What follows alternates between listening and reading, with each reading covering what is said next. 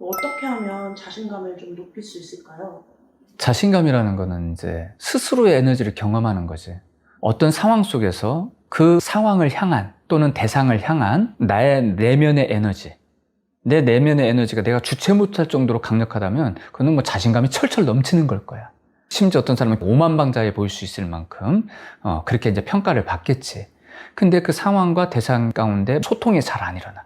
소통이 잘 안 일어나게 됐을 때 우리는 에너지를 경험을 못하지. 에너지가 잘 안 통해. 그래서 생각도 잘 안 일어나게 되고 지혜도 안 일어나게 되고 막막해지게 되고, 그때 자연스럽게 우리는 자신감 없음으로 느끼는 거야. 그걸 자신감이라는 건 말 그대로 감정이잖아. 감정의 원인을 이야기하는 거잖아, 그지? 감정의 원인은 그 상황과 대상을 향해 스스로의 에너지를 경험을 못하고 있다. 그 에너지가 그 상황을 풀어가는 지혜로 일어날 수도 있고 힘으로 일어날 수도 있고 그 상황을 감당할 수 있는 에너지로 나타날 수가 있는 건데 그것이 안 일어나는 거야. 그게 이제 우리는 자신감 없다라는 표현을 하는 거지. 그럼 자신감 있으려면 어떻게 해야 될까?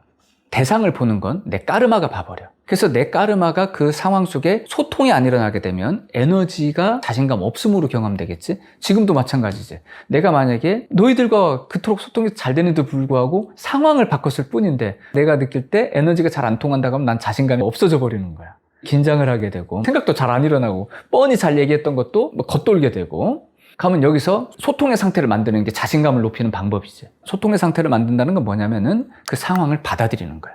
그 인물을 받아들이는 거야. 그 인물이라는 건 다름이 아니야. 내 까르마가 만들지. 이 상황은 이래, 이 사람은 이래 라는 건 내 까르마가 결정해버렸잖아.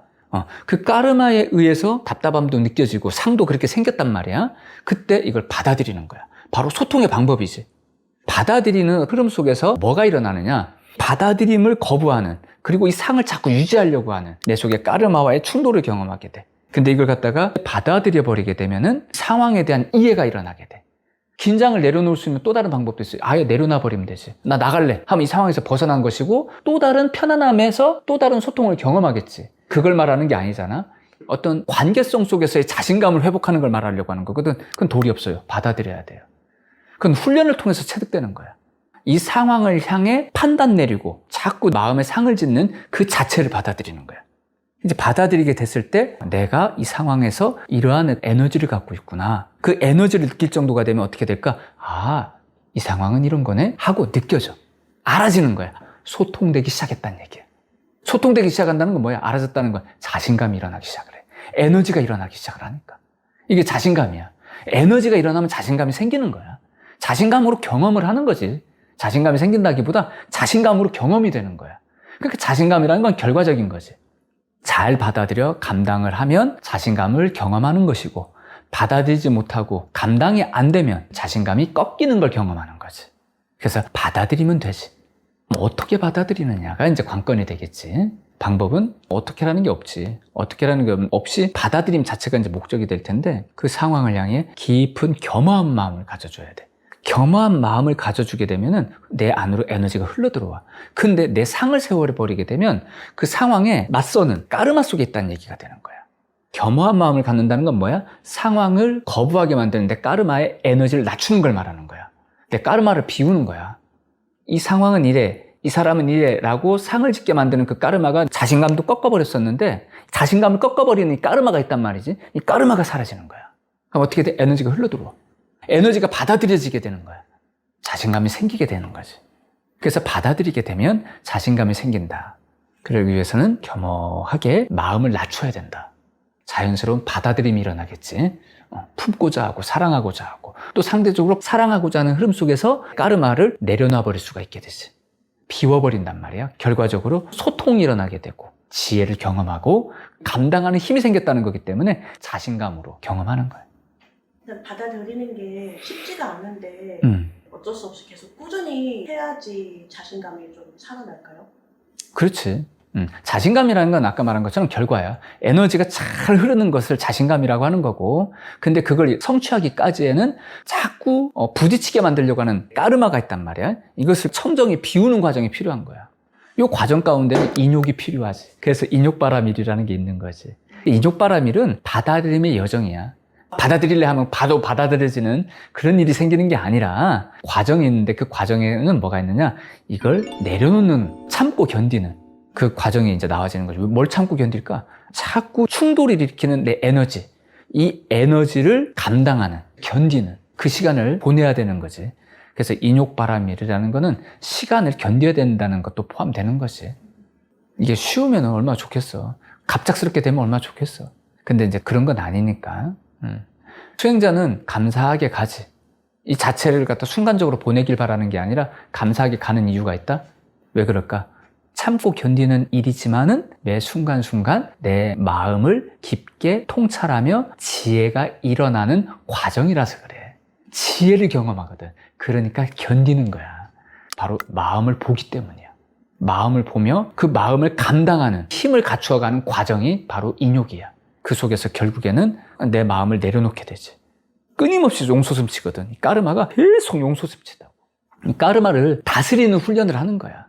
이게 단박에 되진 않아. 밖을 향해 충동적으로 일어나는 이 까르마의 힘과 내면으로 들어가려고 하는 본성적 그리움의 힘 또는 수행력과의 충돌이 있는 거지. 결국에는 근원을 향하고자 하는 힘으로 까르마를 품어버려야 돼. 품어서 다스리는 거야. 근데 까르마가 어때? 끊임없이 밖을 향해서 용솟음치는 거야. 그러니까 이걸 막 품는 어떤 여정이 있어줘야 되는 거지. 그러니까 어떻게 보면 품는 힘을 기르는 거야. 품는 힘. 이게 이제 다스린다 또는 감당한다. 이런 과정이 바로 인욕바람이래요. 내 까르마를 발견하여 품는 과정. 품는 이유는 뭐냐면은 생명을 향한 사랑의 그리움 때문에 하는 거야. 사랑의 그리움이 그걸 품게 만드는 거야. 그러니까 수행의 본질은 뭐가 돼야 되냐면 근원을 향한 그리움이 바탕이 돼줘야 돼.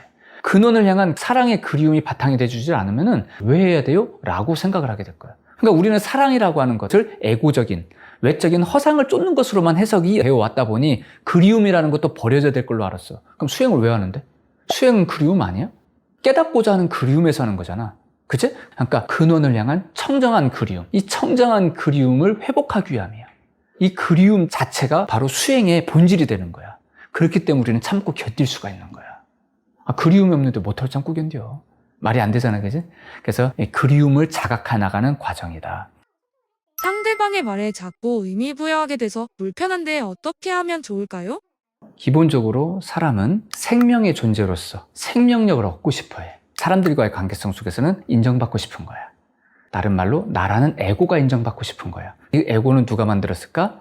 까르마가 만들지. 자, 상대방이 무슨 말을 캐.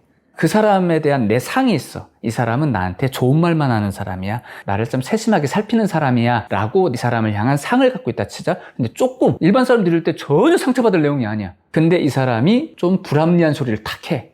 그러면 거기에 내 까르마가 탁 튀어버리지. 그리고 내가 가졌던 이 사람을 향한 상의 상처를 받는 거야. 난 상처를 안 받지. 상이 상처를 받는 거지. 이 사람을 향한 나의 마음이 상처를 받는 거야. 그리고 그 까르마가 상처받았다라고 느끼게 만들어버리는 거야. 기본적으로 이 사람을 통해 나는 당신은 이런 사람이야 라고 상을 짓는 관계성 속에 있었어. 이 관계성이라는 것이 이 사람을 향해 까르마가 일으킨 상을 짓는 모습이었던 거야. 그런데 이 사람이 나에게 보여준 모습이 나의 상을 훼손시키는 거야. 이 사람을 향해서. 그때 상처를 받는 거야. 상처를 받았다 생각하는 거지. 아상이. 내가 세운 아상이 상처를 받는 거야. 난 너를 그렇게 안 봤는데 너 왜 나한테 그렇게 얘기해? 나를 배려하는 게 아니야. 넌 나를 상처 주는 거야. 전 상처 준 적이 없어요. 자기 혼자 상처를 받는 거야. 내가 세운 마음에 상처받는다라는 그 마음 숨어있는 가운데는 그런 식으로 까르마가 움직이는 거지. 상이 훼손당하는 걸 고통스러워하는 거야. 이게 생명력이 꺾인다고 생각하는 거거든. 바로 이게 정신적 생명력이야. 그걸 상에서 얻으려고 하는 거야. 그러니까 거기서 고통을 받는 거야. 세상 경험이 많아봐. 많은 까르마에 많은 상의 경험이 있다는 얘기지. 받아들이기도 하고 거기서 훈련이 됐을 거야. 의미 부여한다는 게 바로 상 짓는 거야. 의미 부여가 내가 의미를 부여하고 싶어서 부여하는 게 아니야. 까르마가 의미 부여가 일어나.